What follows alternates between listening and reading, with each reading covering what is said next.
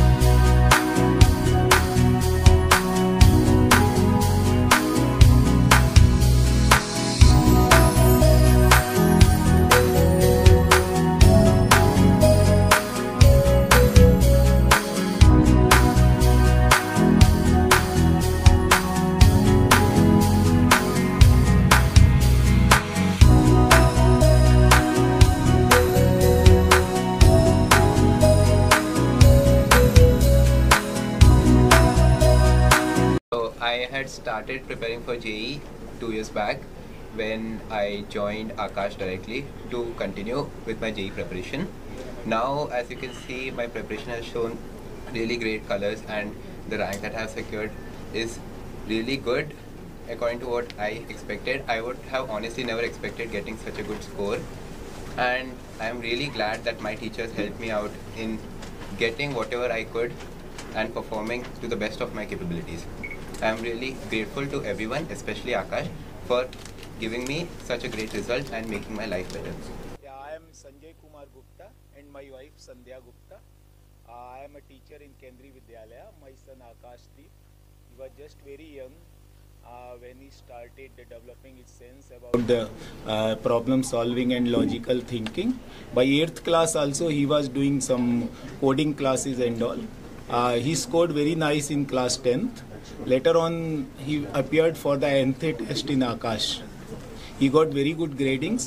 Since then, because he had good faith and the confidence in the patient learning, Akash people's strong support and guidance made him to achieve this success. So we all should, the message to all the children is that they should have faith and patience. They believe in their teachers, maintain their timetable and curriculum, but always be connected with the teachers. Connection with the teachers will make their goals true. Thank you very much.